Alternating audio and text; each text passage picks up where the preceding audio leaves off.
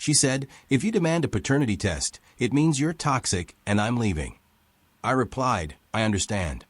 Then I secretly swabbed the baby's pacifier and sent it to a lab. When I handed her the results, which proved the baby was her ex's in the middle of her baby shower. Want to know the exact moment I knew my girlfriend was lying to me? It wasn't when she came home late smelling like cologne that wasn't mine. Wasn't when she started password protecting her phone after 3 years of leaving it unlocked. Wasn't even when she got pregnant a month after I'd been out of town on a work trip for 10 days. It was when she said, "If you demand a paternity test, it means you're toxic and I'm leaving." That's when I knew, because innocent people don't weaponize accusations of toxicity to avoid proving their innocence. Innocent people say, "Sure, let's do a test," because they have nothing to hide. Guilty people make demands, set ultimatums, threaten to leave. My girlfriend Jessica did all three. Let me back up. Jessica and I had been together 3 years. Met through mutual friends at a bar. She was funny, smart, attractive. Worked as a social media manager for some startup. I'm in finance, commercial lending. We moved in together after a year. Normal relationship stuff. No major red flags until there were. It started 6 months ago. She got a new client, some influencer guy named Trent. Yes, Trent. That should have been my first clue. Trent was one of those entrepreneur mindset guys. Posted shirtless photos with captions about crushing your goals and manifesting abundance. Had 200K followers who thought his generic advice about waking up at 5 a.m. was revolutionary. He hired Jessica's company to manage his brand partnerships. She started working late, really late. Trent needs his content calendar done tonight. Trent wants to discuss strategy over dinner. Trent needs me to attend this event with him for networking. I'm not a jealous guy. I'm a practical guy. And practically speaking, no client needs their social media manager at 11 p.m. on a Tuesday. But I trusted her. Stupid. I had to go to Chicago for a week and a half in March for work. Commercial real estate deal. Big client. Couldn't get out of it. While I was gone, Jessica went radio silent. Barely answered texts. Claimed she was swamped with work. Posted on Instagram exactly twice, both times at Trent's events. I came back March 15th. She was different, distant, started fights about nothing. Said I was emotionally unavailable and not prioritizing the relationship. Classic projection. Then April 14th, she sat me down, said she had something to tell me. She was pregnant. I did the math immediately. I'd been gone March 5th to 15th. If she got pregnant while I was gone, that meant, but I stayed calm. When did this happen? I don't know exactly. Late February, early March. I was gone most of early March. I know, but we had sex February 28th. Remember? I did remember. It was forgettable sex. She'd been on her phone half the time. Okay, I said. So, you're about 5 weeks along. The doctor said 5 to 6 weeks. It's hard to pinpoint exactly. 5 to 6 weeks from April 14th. That put conception around early to mid-March. I'd been in Chicago March 5-15. The math didn't work unless she got pregnant February 28th or earlier, and we hadn't had sex in the weeks before that. She'd been too stressed with work. But I didn't say any of that. I said, "Okay, we'll figure this out." She cried, said she was scared, said she didn't know if she was ready. I held her like an idiot. Over the next few weeks, she decided to keep it.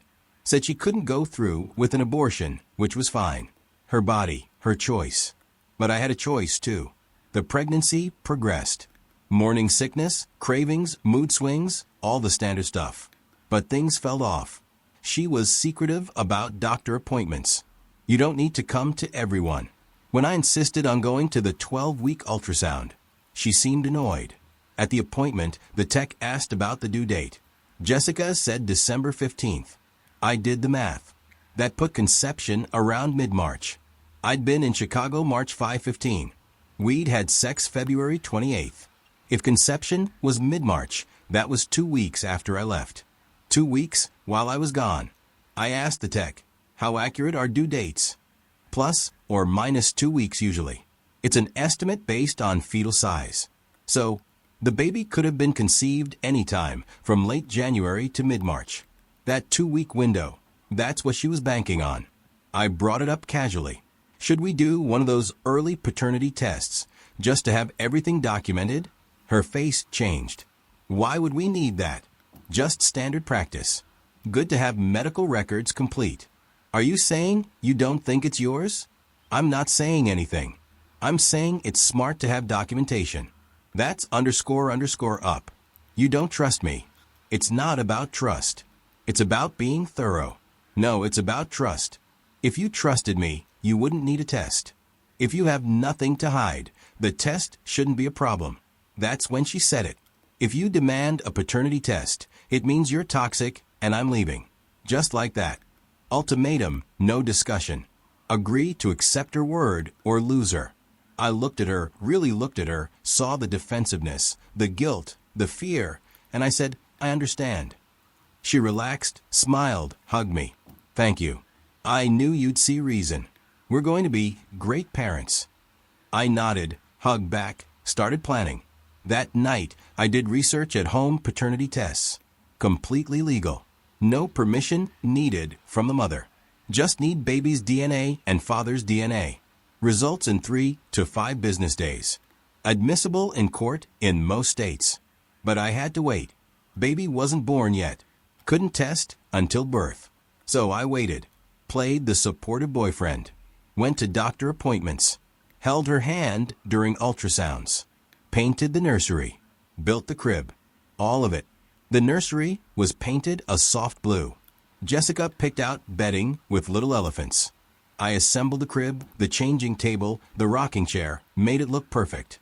Meanwhile, I documented everything. Saved copies of text where she mentioned Trent. Screenshotted her Instagram likes on his posts. Built a timeline of her behavior just in case. Because if I was wrong, if the baby was mine, I needed to know I'd done everything right. Been the good boyfriend, the good father-to-be. And if I was right, if the baby wasn't mine, I needed evidence for why I'd been suspicious. Why? I'd felt justified in testing and watched. She stopped mentioning Trent as much, said the contract ended. But I checked his Instagram. She was still liking his posts within minutes of him posting at 2 a.m., at 6 a.m., at noon, all hours. You don't casually follow your ex-client's social media that closely. I watched her scroll through her phone, thumb moving faster when she got his posts. Watched her smile at things he posted. Watched her type comments, then delete them before posting like she knew she shouldn't, but couldn't help herself. 7 months of watching. 7 months of pretending everything was fine. 7 months of building a nursery for a baby that might not be mine. The baby was born December 15th. Boy, 7 pounds 2 ounces. Dark hair, brown eyes. I have blue eyes. Jessica has green eyes. Brown eyes are dominant, sure, but the hair caught my attention. My entire family is blonde. Jessica's family is auburn and light brown. This kid had hair so dark it was almost black like Trent's. But I didn't say anything. I held him, smiled for photos, cut the umbilical cord, did all the dad things, and waited for my moment. Hospital gave us a pacifier for the baby. One of those green rubber ones. Baby used it constantly. Day 2 morning. Jessica was showering. Baby was sleeping in the bassinet. Nurse said we'd be discharged that afternoon. I took the pacifier. Swabbed the inside with a sterile Q-tip from the paternity test kit I'd bought online weeks earlier. Ordered it to my office. Arrived discreetly. Stored in my desk drawer. Stored the swab in the provided container. Also swabbed my own cheek. Then I washed the pacifier. Gave it back to the baby. Before discharge, the nurse brought birth certificate paperwork. Jessica was holding the baby, exhausted but happy. We need both parents to sign, the nurse said. Can we take it home and bring it back? I asked. Want to make sure all the info is perfect. Nurse frowned. Usually we do it before discharge, but you have 5 days to submit it. Perfect. We'll bring it back tomorrow. We were discharged at 3 p.m. I told Jessica I'd go get the car. Instead, I went to the hospital parking lot, found a FedEx drop box 2 blocks away, mailed the kid overnight. We didn't file the birth certificate. I kept making excuses. Let's wait until you're feeling better. Want to make sure the name is right. I'll drop it off this week. Week turned into 2 weeks. Jessica mentioned it once. Did you ever file the birth certificate? I'll handle it this week. Don't worry about it. She was too overwhelmed with the baby to push. And I kept delaying. By the time the test results came back, it still wasn't filed. No legal obligation, no paternity established, clean slate. Results came in 5 business days. I had them sent to my work address. December 27th, I opened the envelope in my office. Probability of paternity 0%. Excluded. I wasn't the father. I stared at that paper for 20 minutes. Let it sink in. Then I started planning. Jessica had already started planning a baby shower. Late, I know, usually you do it before the baby's born, but she'd been too stressed to plan it earlier. So her mom was throwing one now. More of a welcome baby party. January 5th, 1 week away. Those 1 week, I played the perfect boyfriend. Supportive, attentive, helpful. Jessica's mom asked me to help finalize the guest list. I made sure everyone important was confirmed. Both families, all her friends, all my friends, her coworkers, my coworkers. The bigger the audience, the better. She asked if I wanted to help pick decorations. Whatever you think is best, I said. She went with classic baby blue balloons, banners, table centerpieces with little teddy bears. Her mom had rented a venue, country club event space, nice place, expensive. She was really going all out. Guest count 60 people confirmed, maybe more with plus ones. Registry at Target and Amazon. Gifts rolling in daily. Jessica would squeal every time a package arrived. Look, someone got us the diaper genie. Us. Always us. Like I was going to be changing diapers. I smiled, nodded, helped her organize the nursery, and I planned. The thank you cards were my idea. We should have nice ones printed, I told Jessica. Something people can keep. That's sweet, she said. But I'm so overwhelmed. Can you handle it? Of course. Perfect. I told Jessica I'd take care of printing the thank you cards for the shower. She was grateful. Said she was too overwhelmed with breastfeeding and sleep deprivation. I designed the cards myself. Simple, elegant. Front said, "Thank you for celebrating with us." Inside was blank. I told her we'd handwrite personal notes after the party, but I printed an extra batch. Different inside text. The morning of January 5th, Jessica was excited. Hair done, makeup perfect, new dress that probably cost $300. She looked happy. I felt nothing. We got to the venue, a country club event space Jessica's mom had booked, decorated with blue balloons. It's a boy banners, photos of the baby everywhere. People arrived, gifts piled up, everyone cooing over the baby. Jessica's mom making speeches about becoming a grandmother. My mom holding the baby, crying with joy. I watched it all, waiting. The party had a schedule. Noon arrival and mingling. 1 p.m. lunch, 2 p.m. games. 3 p.m. gift opening. 4 p.m. cake and departure. At 2:45 p.m. During the games, I excused myself, went to my car, got the envelope, the paternity test results, and the stack of special thank you cards I'd printed. Came back inside. At 3 p.m., Jessica's mom announced gift opening. Jessica sat in the designated chair. Baby in a bassinet next to her. Everyone gathered around. She opened gifts, blankets, clothes, toys, books, standard baby shower stuff, everyone clapping, taking photos. I waited until she was almost done. Then I stood up. Before we finish, I said, "I have something." Jessica looked at me, smiled. "A babe, you didn't have to get me anything else." I didn't. "This is just something we need to share with everyone." Her smile faltered. "What?" I pulled out the envelope. When the baby was born, I did what any responsible father would do. I made sure all the medical documentation was complete and accurate. Her face went white, so I had a paternity test done. The room went silent. Jessica stood up. "What are you talking about?" "I'm talking about this." I pulled out the results, held them up. DNA paternity test. Lab received December 18th. Results received December 27th. You did a paternity test without telling me. I did. Want to know what it says? This is insane. You're embarrassing me in front of everyone. I'm embarrassing you. That's interesting. I looked around the room. Everyone here came to celebrate the birth of our son. My son? Except there's a problem. I held up the paper. He's not my son. Gasps. Literal gasps from the crowd. Jessica's face went from white to red. That's not true. You're lying. Am I? I walked over her, handed her the paper. See for yourself. Probability of paternity 0% excluded. Not the father.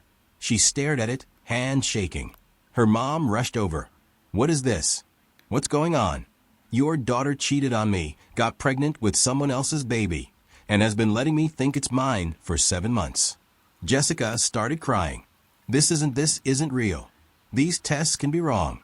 They can be with a 0.01% margin of error. This one says 0% chance.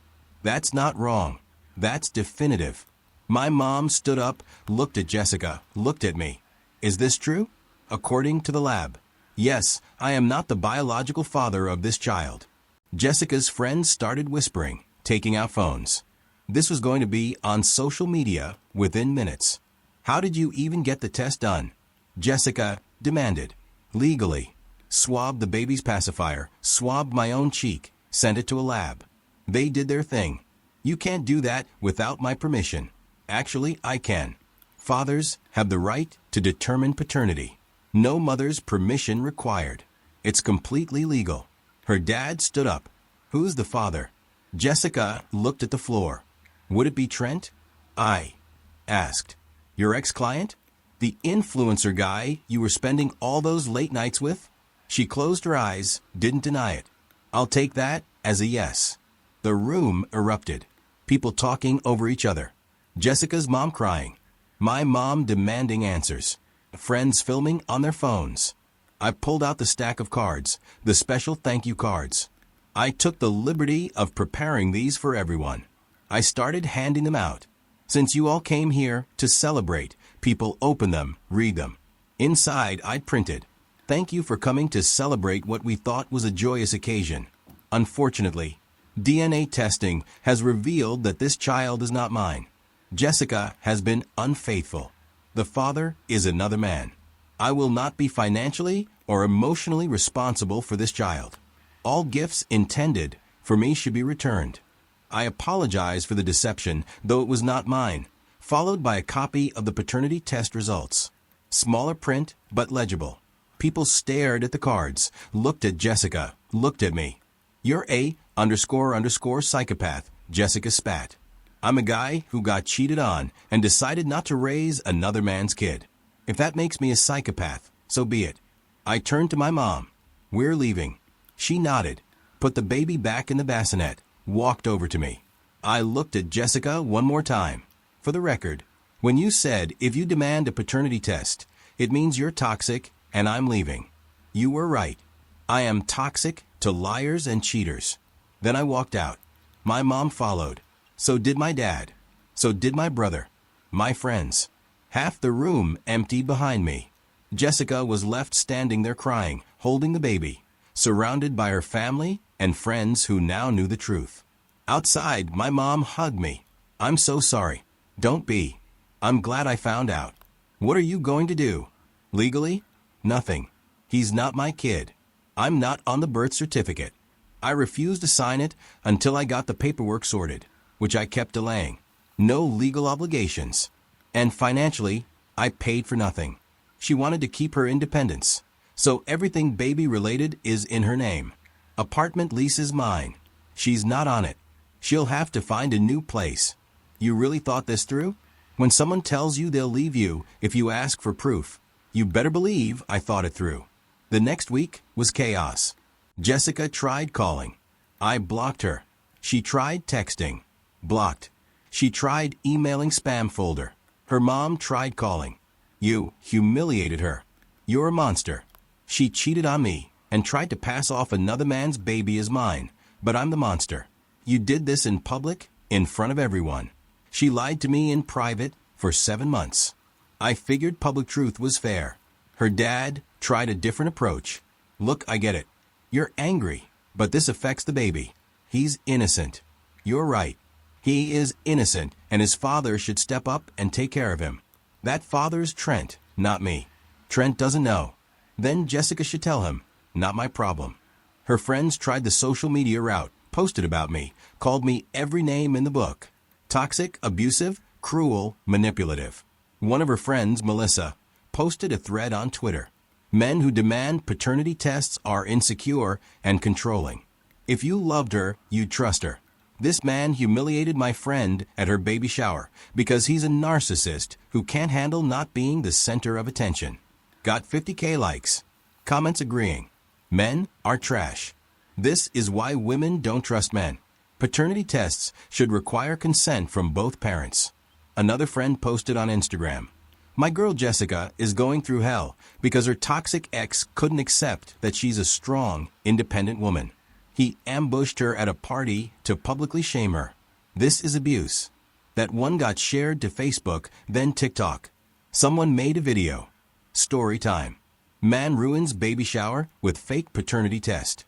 For about 48 hours, I was internet enemy number one. Then my friend started posting screenshots of Jessica's texts with Trent from her laptop that I'd found. "Can't wait to see you tonight. Last night was amazing. I think about you constantly." Timeline showing I was in Chicago when she likely got pregnant. Photos of Trent and Jessica at his events.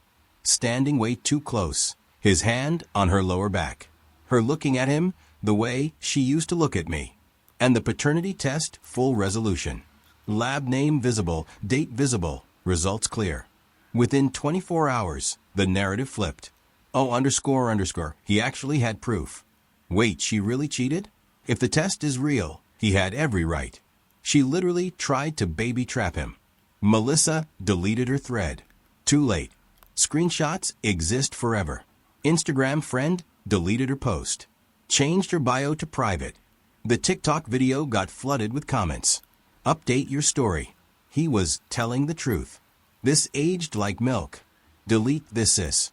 They deleted it, but people had downloaded it, reposted it everywhere with corrections. Jessica's reputation was destroyed. And unlike her trying to destroy mine, this destruction was based on actual facts. I didn't respond. Didn't defend myself. Let them scream into the void. My friends had my back. Posted the paternity test results. Posted screenshots of Jessica's texts with Trent that I'd found. Posted timeline evidence. Destroyed her narrative. Within 2 days, public opinion shifted. People who called me toxic were now calling her a cheater. People who'd called me cruel were now calling her manipulative. The truth always wins. Eventually, Jessica moved out of my apartment by January 10th, took the baby, went to live with her parents. I changed the locks, cleaned the place, threw out everything baby-related. Crib, changing table, clothes, toys, all of it. Donated some, trashed the rest. By January 15th, my apartment looked like a baby had never been there because, legally speaking, one never had. I saw on social media that Jessica reached out to Trent. He didn't respond. Then she tagged him in a post with the baby. Meet your son. He deleted his social media accounts within 24 hours. Guess the entrepreneur mindset doesn't include taking responsibility. Jessica tried one more time. Showed up at my apartment. I didn't answer. She left a note. "I'm sorry. I made a mistake. Can we talk?" I threw it away. There's no coming back from this. She didn't make a mistake. She made choices. Choices to cheat. Choices to lie. Choices to manipulate me into accepting a child that wasn't mine. And when I asked for proof, she called me toxic. That's not a mistake. That's a character flaw. February came. I heard through mutual friends that Jessica was struggling. Single mom, no job. She'd been working part-time remotely and got fired for performance issues, probably because she was busy with the baby, living with her parents, trying to get Trent to acknowledge the baby. He was ignoring her. Did I feel bad? No. Did I think about the baby sometimes? But he wasn't my responsibility. His father should step up. If Trent won't, that's between him and Jessica. I'm not a villain for refusing to raise another man's child. I'm not cruel for exposing the truth. I'm not toxic for wanting proof when something didn't add up. I'm just a guy who trusted his gut when his girlfriend said if you ask for proof, you're toxic. If something feels off, it probably is. If someone threatens to leave you for asking questions, they're hiding something. If someone weaponizes therapy language to shut you down, they're manipulating you. Trust isn't blind. Trust is earned. And when trust is broken, proof isn't toxic. Proof is necessary. That's my story. Girl cheated, got pregnant, tried to trap me with another man's baby, called me toxic for wanting proof.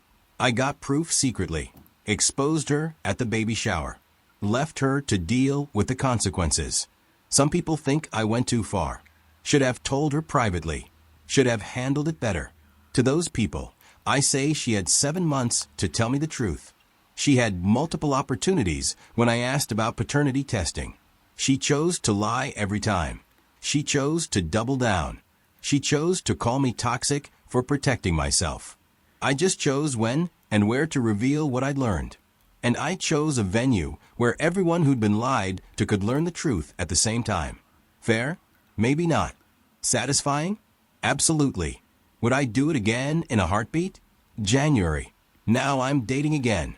Taking it slow, not rushing into anything. Learned my lesson about ignoring red flags.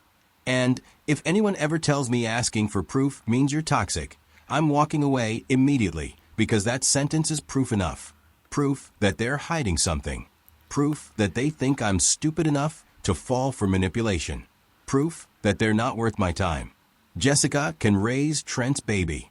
Trent can keep ignoring his responsibilities. Her friends can keep posting about how terrible I am. I'll be over here living my life free from lies, free from manipulation, free from raising someone else's kid, and sleeping just fine at